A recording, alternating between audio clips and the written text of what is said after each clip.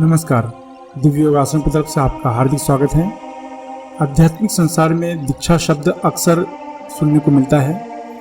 अध्यात्म की शुरुआत दीक्षा से ही की जाती है। क्या दीक्षा के बिना भी आप उन्नति कर सकते हैं? दीक्षा की ज़रूरत आपको क्यों होती है और क्या है इसका महत्व? आज हम जानेंगे इस विषय पर। लेकिन इसके पहले मैं आशा करता हूँ कि आप इस चैनल को सब्सक्राइब करके हमारे आध्यात्मिक परिवार में अवश्य शामिल हो जाएंगे। आपको सिर्फ इतना करना है कि नीचे दिया गया सब्सक्राइब बटन को क्लिक कर दें, जो कि बिल्कुल फ्री है। इससे हमारे दिव्य योगासन के नए वीडियो आपको तुरंत प्राप्त होने लगेंगे। शास्त्र में कहा गया है, जो भी मनुष्य गुरु दीक्षा नहीं लेता उसका मनुष्य योनि में जन्म लेना बेकार है। जैसे नारद के बारे में कहा जाता है कि नारद जी एक दासी का पुत्र होते हुए भी सुकर्म के रास्ते पर चलकर देवर्षि या देव ऋषि कहलाए गए। यही नहीं, उन्हें भगवान ब्रह्मा के मानस पुत्र के रूप में भी जाना जाता है। कहा जाता है कि नारद को बिना दीक्षा के चलते उन्हें स्वर्ग से निकाल दिया गया था, लेकिन उन्होंने दीक्षा लिया तथा मंत्र के रूप में उन्हें नारायण शब्द मिला। उसी गुरु मंत्र नारायण को जपते हुए वे स्वर्गलोक का भ्रमण करते रहते हैं। इसलिए नारद जी के जीवन चरित्र से सीख कर प्रत्येक व्यक्ति को, प्रत्येक मनुष्य को गुरु दीक्षा अवश्य लेनी चाहिए, ताकि उनके जीवन में आने वाली अड़चनें कम होकर उनका जीवन सफल हो सके। आज इस कलयुग में गुरु द्वारा मंत्र दीक्षा की प्रथा प्रायः बंद सी हो गई है। इसके अनेकों कारण हैं, फिर भी ऐसा होने से लोगों में आध्यात्मिकता की कमी हो गई है। गुरु का अर्थ यही है कि वह मनुष्य को दिव्य रोशनी प्रदान करके अंधकार रूपी अज्ञान को दूर कर उसे प्रकाश में ले जाए।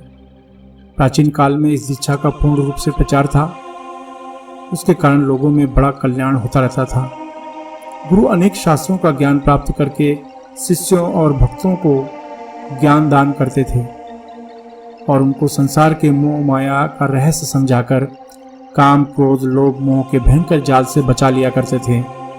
दीक्षा का महत्व तो भगवान राम तथा भगवान श्री कृष्ण भी समझते थे, तभी तो उन्होंने दीक्षा के महत्व को समझकर ईश्वर अवतार होते हुए भी अपने गुरु बनाए। मनुष्य जब से जन्म लेता है तभी से उसे गुरु की आवश्यकता होने लगती है। उस समय माता पिता और उसके गुरु बनकर पालन पोषण करते हैं, उसे बोलना, चलना, खाना पीना सिखाते हैं। गुरु उसे टीचर, शिक्षक उसे नीति, धर्म, ज्ञान, विज्ञान की बातें सिखाते हैं। जब मनुष्य किसी व्यवसाय में लगता है तब उसका स्वामी उसका गुरु बन जाता है, अथवा यदि कहीं वो नौकरी करता है तो उसके ऊपर वाले अफसर उसके गुरु बन जाते हैं। इस प्रकार प्रत्येक संसारिक और व्यवहारिक कामों में मनुष्य का कोई न कोई गुरु होता ही है। फिर अध्यात्म और गूढ़ विज्ञान जैसी महान चीज़ों के लिए तो गुरु का होना स्वाभाविक है। दीक्षा को लेकर कुछ लोगों में भ्रांतियां हैं, जैसे कि अगर मैंने दीक्षा ले लिया तो मुझे गृहस्थ जीवन छोड़ना पड़ जाएगा, जबकि ऐसा कुछ भी नहीं होता। दीक्षा लेकर आप गृहस्थ जीवन का पालन सही ढंग से कर सकते हैं, बल्कि दीक्षा से आपके कार्य करने की क्षमता बढ़ जाती है। आपके नौकरी व्यवसाय में किसी भी प्रकार की अड़चन नहीं आती, बल्कि अत्यधिक लाभ ही मिलता है। दीक्षा से मन की चंचलता मिटनी शुरू हो जाती है। ध्यान में मन आसानी से लगना शुरू हो जाता है। मन में बुरे संस्कार, पाप नष्ट होने लगते हैं। शरीर का आलस दूर होने लगता है।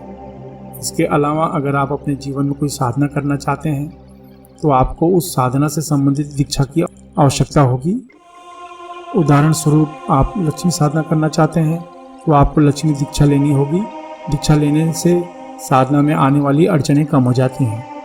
इसलिए आज इस कलयुग में दीक्षा की आवश्यकता अधिक होती जा रही है, क्योंकि बिना दीक्षा के पूजा साधना सब निष्फल हो जाते हैं।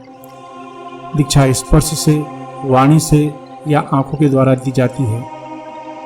नीचे डिस्क्रिप्शन में दीक्षा और साधना से संबंधित लिंक दिया गया है, जहां पर आप साधना और दीक्षा से संबंधित जानकारी ले सकते हैं।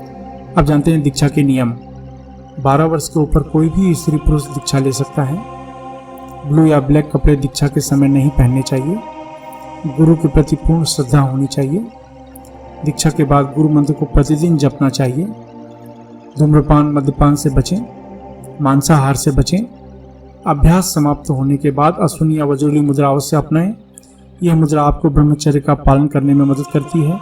अश्विनी या वज्रली मुद्रा क्या है, वो इसका अभ्यास कैसे करें, यह जानने के लिए नीचे डिस्क्रिप्शन में लिंक दिया गया है, आप देख सकते हैं। आशा है आप इन विधियों को अपनाएंगे और अपने जीवन में सफल होंगे।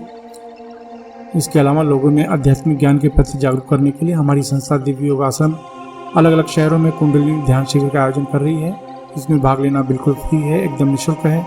इसलिए अगर आप अपने शहर में सीखना चाहते हैं तो नीचे डिस्क्रिप्शन में लिंक दिया गया है, जहां पर आप अपने शहर में सीखने के लिए बुकिंग कर सकते हैं। इसके अलावा जो चैरिटेबल ट्रस्ट, संस्था या योगा केंद्र चला रहे हैं वो अपने ग्रुप में निःशुल्क कुंडलिनी ध्यान का आयोजन करवा सकते हैं।